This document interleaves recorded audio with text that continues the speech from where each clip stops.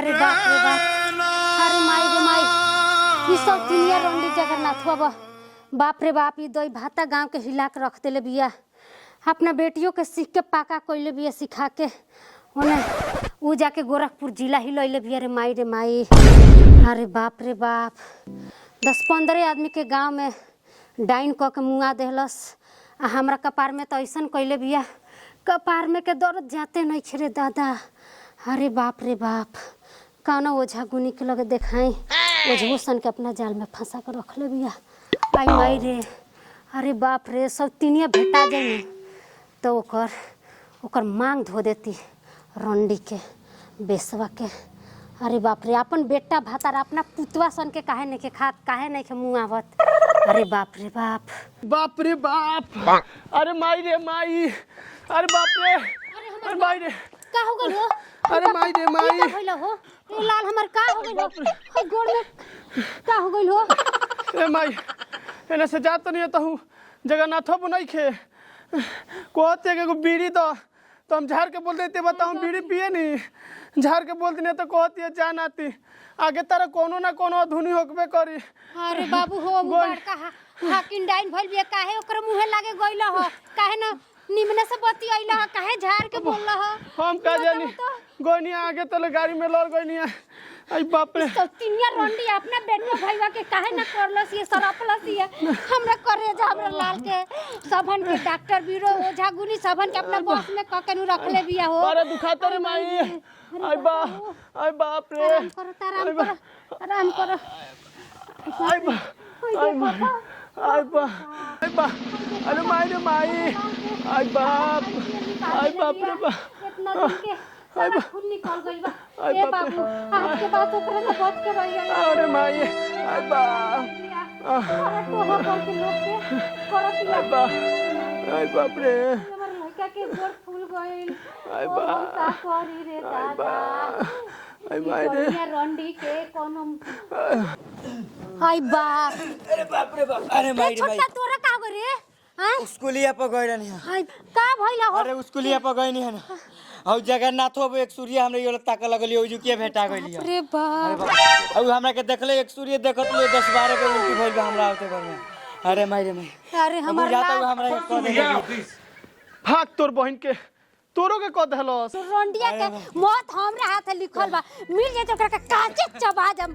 सब तिनिया अपने टोला मोहल्ला में काहे नहीं के करत, हमरे घरवा ओकरा लौकल बा। ओय देखो त हमरा लड़का के छाती में पेट में दर्द पाट देले भी।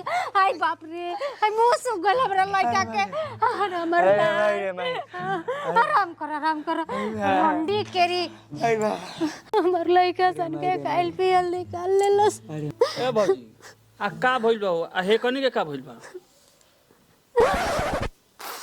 हमरा के जगन्नाथ बाबा कह देले बिया, हाकल डाइन भइल बिया। ये बाबू टोले पर नु तार घर, हां, अरे टोला पर के लोग के समझा दिया आ कह दिया कि अपना बाल बच्चा के संभाल के रखिए लो। ए भौजी, टोला पर के बात छोड़ ना, हमार दुख सुना ना। गोरखपुर गइनी अपना भईवा के बेल करावे, वही जा ओकर लड़किया सामने पड़ गइल सिया। वकील कहता अब 6 महीना के बाद हमरे भाई के बेल होई। हम का करी, हमरे कुछ बुझाते नहीं के। अरे बाप रे बाप, ई जगन्नाथवा बाया ने हिलैले बिया आ ओकर बेटी ओने जाके गोरखपुर में हिलैले बिया, हाकल डाइन भइल बिया। बाप रे बाप, ए गोरखपुर के भाई लोग तहरा लो से कहतनी, तू लो अपना बाल बच्चा के बचा के रखिए लो।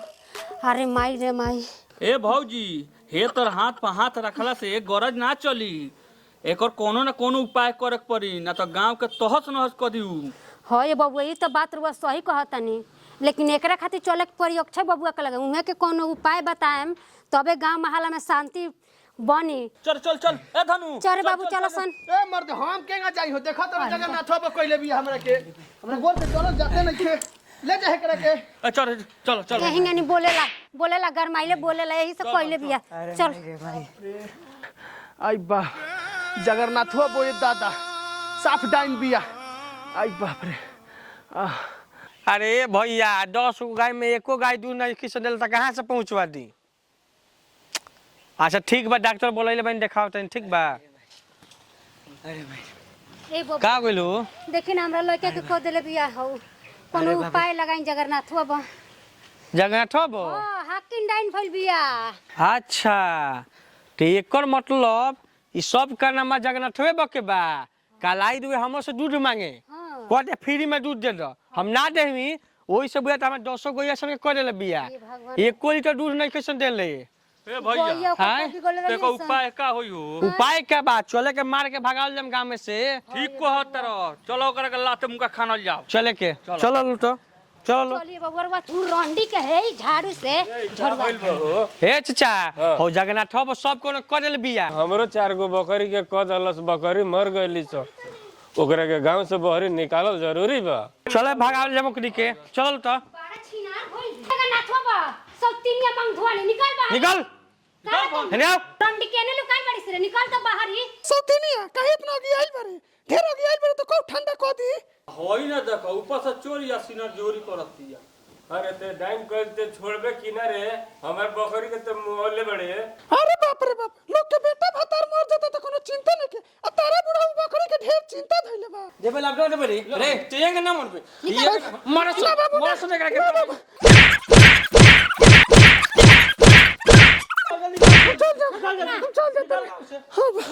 गांव में से निकाल गांव में अंडा दिखाई।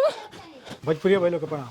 ना देखिए हमने के वीडियो बनौनी है सोन जमुना के शीर्षक बा जगन्नाथवा बा हमरा कोइले बिया। तो ये आशा ना पूर्ण विश्वास बा कि वीडियो रोन लोग के अच्छा लगी।